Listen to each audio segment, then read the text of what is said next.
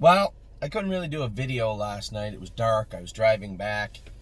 Mama was racing late. I knew she'd be no good at the 8-hole. You know, we'd asked Luke just to go easy. I don't want to scorch her, a filly that's raced. She's raced plenty, and it's unfortunate when you draw 8 in with tougher horses, but you got to take your lumps sometimes. And, this circles back. We've had a pretty good run the last week, and the reason we appear to be having a good run is because we're racing good horses that are in good classes. And you know where I'm going with this, and I'm going to continue to beat this drum all year because there are a lot of people that need to understand what we're trying to build and how we're trying to build it. What we're trying to build is a giant team, a good team, a strong team.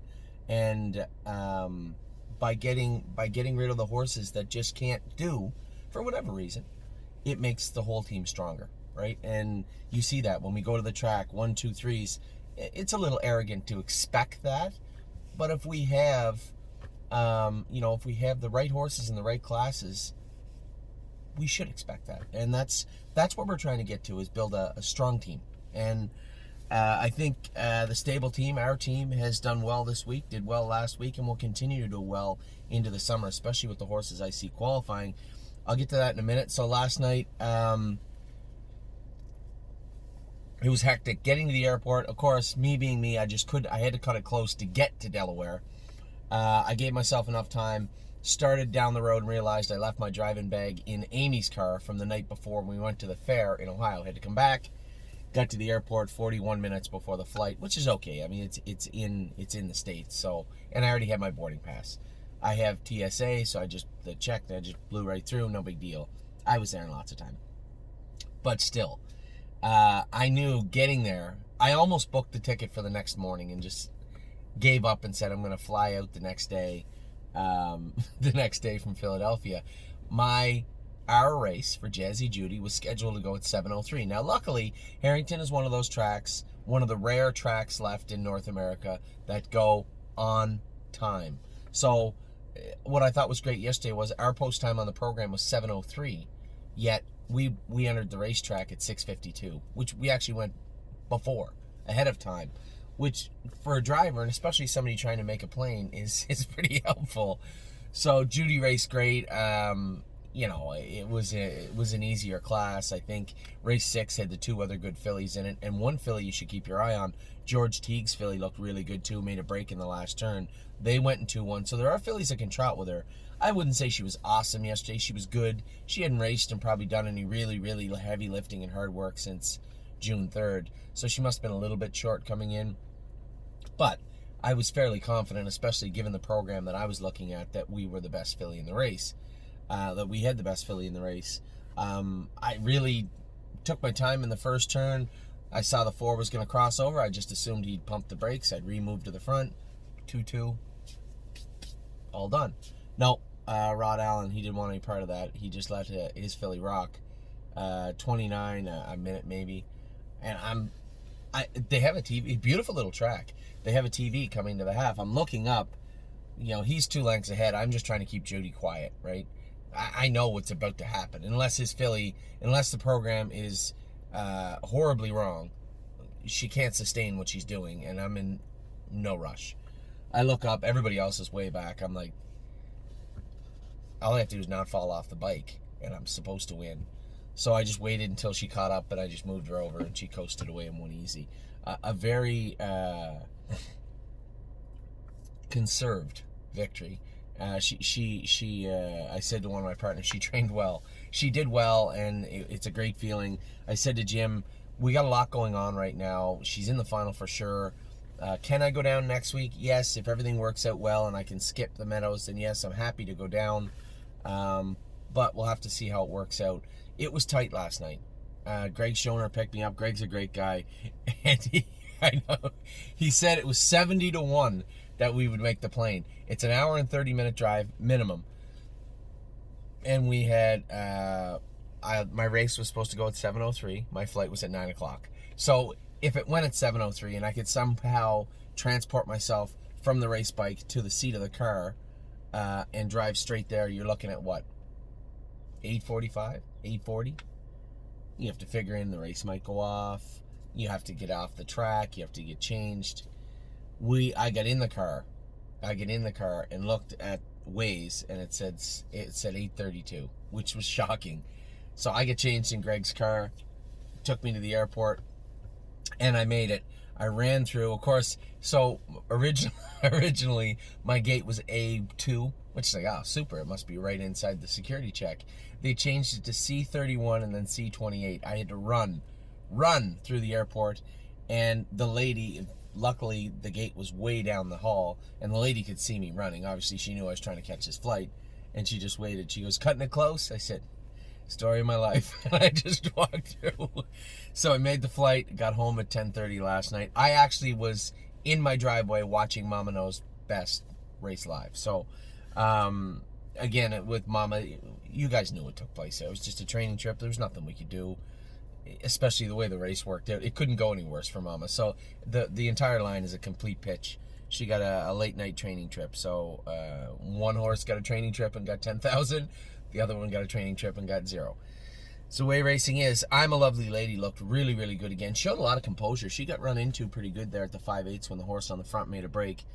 Luke did a great job driving her, and she raced very, very well. Keep in mind, take nothing away from her trip. The horse first over got to clear to the front easy when the horse ran.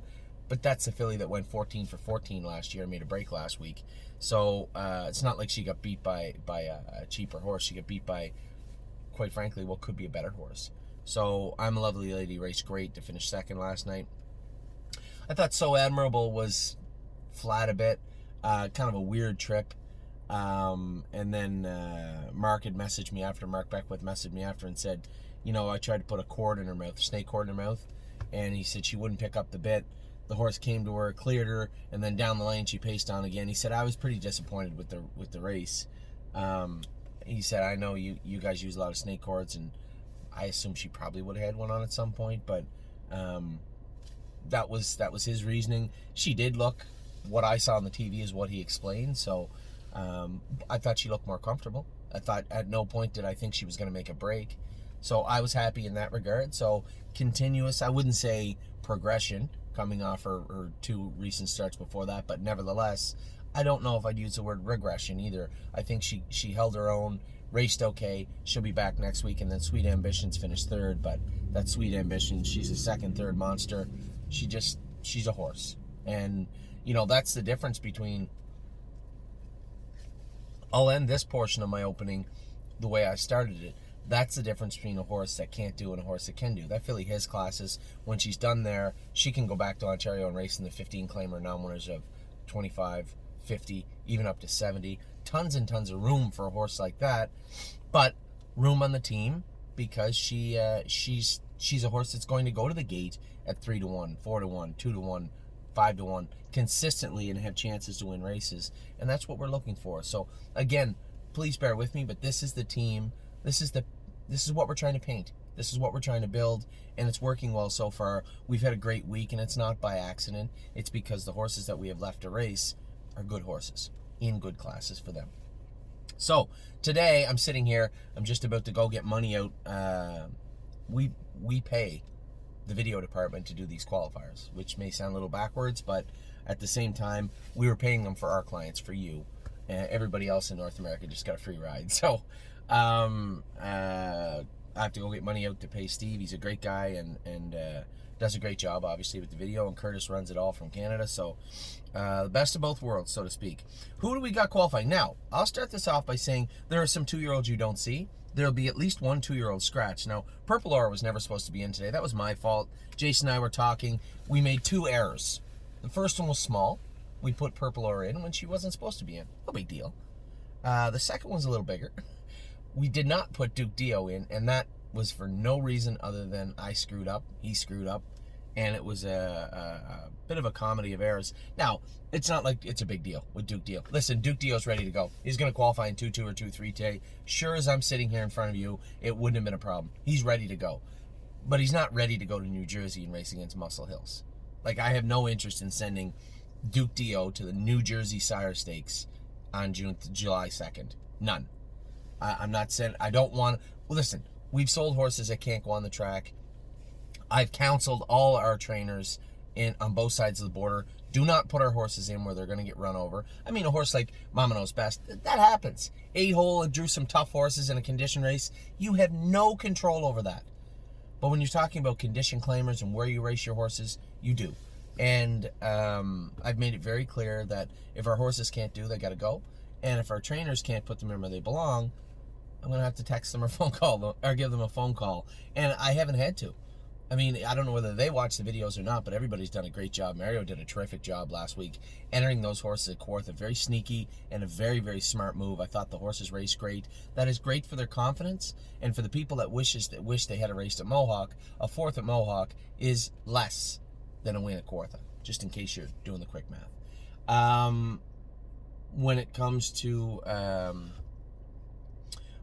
rest of our horses, just put them in where they can do. Put them in where they can do. So I'm not taking Duke Dio to the Meadowlands to get, eviscerated. Makes no sense. This is a nice colt. And if you look at his pedigree, he could be any kind of colt. He's got a brother that won 25 races but only made 180,000. So obviously, just like an good overnight horse. He's got another brother I think made around the same. And then in the second dam, his mother is a sister to Donato Hanover. So tons of pedigree there. This horse's attitude has come full circle. I trained him in 2.5. Come back again in 2.4. We trained him 1.5 miles on Tuesday. He was going today, and I screwed up. My fault. I apologize. But it is what it is. We'll qualify him next week. And I can take him to the Meadows if we have room. We are going to take some horses to the Meadows on Tuesday. I don't know who yet. I'll tell you right now, one for sure. Unbeatable Kemp is going to the Meadows on Tuesday to qualify. Who else goes? Duke Dio could obviously be on the list now. Who else? I don't want to get into that right now. We're going to the Meadows with some horses on Tuesday. Now, Prince Tab, who was LSL, is getting shod right now. We little snafu with the blacksmith this week. He could only do so many left, and a couple weren't done. I was not qualifying Prince Tab with heavy shoes and long toes. It just made no sense. Now, we lighten him up quite a bit. So I'll tell you what I'm going to do. He may be scratched, and there's no issues, there's no lameness, but I don't want to go out there with a bad line. So I'm going to warm him up. If I feel that Prince Tab feels great, he'll go behind the gate. And if I feel that maybe the difference in weight and difference of toes and shoeing on the day of the qualifier, if it's just a little too much and he's not comfortable, he's not going. But there are horses that are omitted and horses that are scratched today. None of them are lame. There's no issues whatsoever. The only issue, Prairie Fire cut his eye last night, over his eye. So it looks like he went 3 or 4 rounds with Floyd Mayweather. That's about it. He's got a little cut over his eye. He's qualifying. Little character building for him today. So who is qualifying? Stonebridge Simba. Big hopes for him. Now, we cleared the way also by selling Oso Pine. We cleared the way for Simba to hopefully ascend back up to where he was.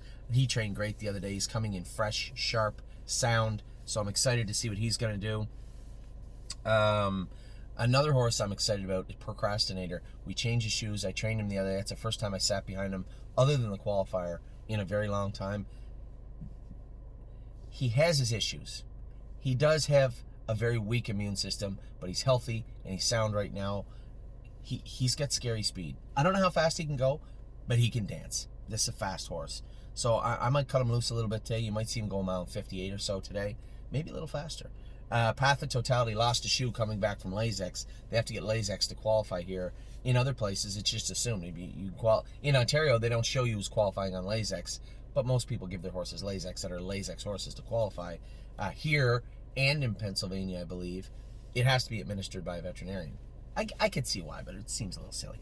Now, the fairs, you can give Lasix. You have to give a slip saying the vet gave the Lasix. Whatever. I'm sure there's an easier way to do this. So Procrastinator should be good. Path of Totality got Lasix. She's going to go today. Why is she here? Why is she here qualifying? A number of reasons. We missed Tuesday because I could not be there on Tuesday.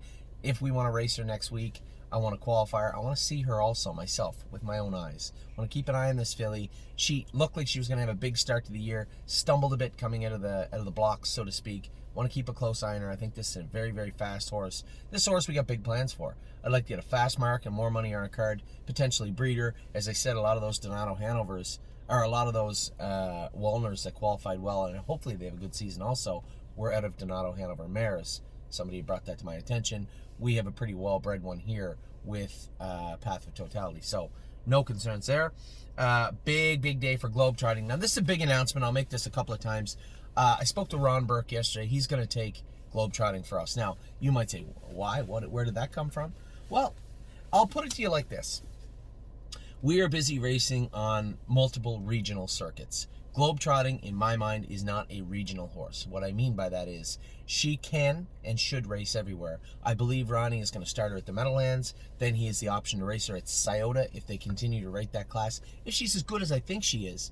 And as I said to Ron Burke yesterday, I don't want to go touting horse. I'm not saying, get her ready for Manchego.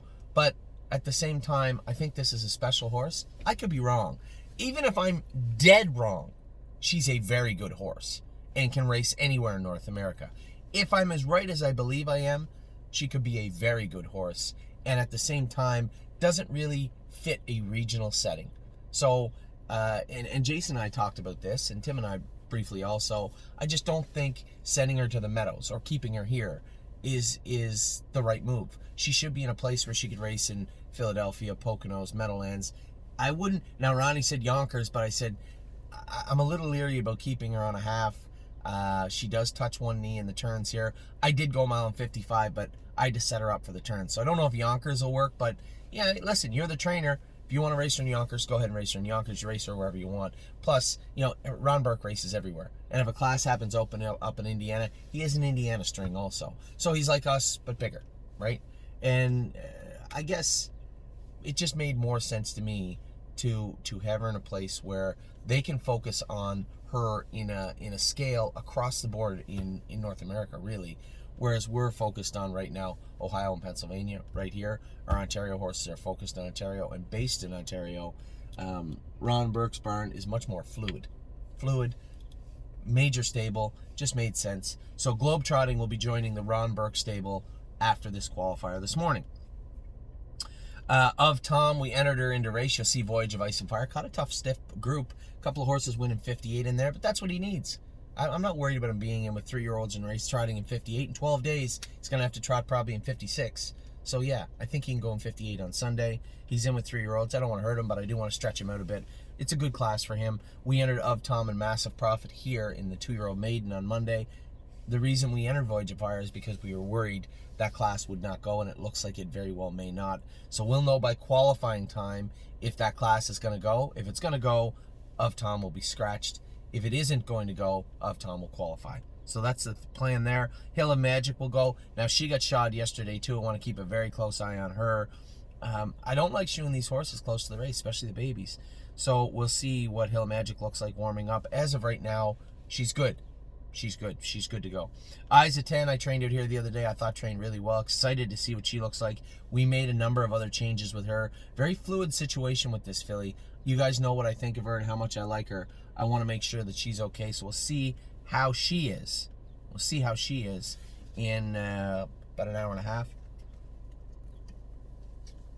What else do we got? 1, 2, skip a few. This is a filly that needs to be shod, but I wasn't chopping the toes off her this morning. Of all the horses, I was certain that's the one you're not going to screw around with. So I don't know how she'll look. Her toes are getting up around 4 inches, a little longer than I'd like to see on this filly. But at the same time, I definitely don't want to see her shod. New nails put in those front feet. We'll shoe her after she qualifies. But for right now, she is going. Confederate Cruiser, I'm going to cut him loose a little bit today. He got full swedges on. Took the flip-flops off him. They look great on Procrastinator. I don't know about this colt yet, so we're going to see how Cruiser looks in these full swedges today. Matt's MVP is going to qualify. Spent is going to be qualified. Massive Profit and Spent are long for going to Indiana, so we'll see how they look today. Again, Purple Aura is out. That's 100%. It has nothing to do with lameness. She went 2 minutes last week. She does not need to come back this week. We can train her Friday. And if we decide that this is the filly going to the next generation instead of Eyes of 10 or Of Tom, and that's still up in the air, then it's pretty easy. We're thinking about maybe racing her next Thursday anyway in Scioto. So lots of options for Purple Aura, but my least favorite one was qualifying her today off a qualifier last week. So strong. She's not going this morning. No other reason than I don't want to. Bomb Hugger's going today. She's probably going to go a mile and 59 or so. Granite Hill, You Gotta Believe. Obviously, You Gotta Believe's got to qualify. Granite Hill's not missing any opportunities to do work from here on in. We'll see how he looks today. Prairie Fire got that little cutover, little Rocky Balboa cut over his eye, but he's qualifying this morning. Made some serious shoeing changes on him. I want to warm him up also, see how he feels. And then, as I said, Prince Tab's getting shod right now. That's a game time decision also, but Massive Prophet is not. He is qualifying. So, just wanted to make sure everybody was up to date on what was going on. Wanted to do a video last night, but couldn't. A lot of the information that I just gave you was not privy to me even last night. So I'm glad I did the video this morning. I'll come back with another video explaining all the qualifiers, how they went, what they did, what I thought of them later on. But we want to make sure you get content, and you have it. Jason is calling me. Have a great day, everyone.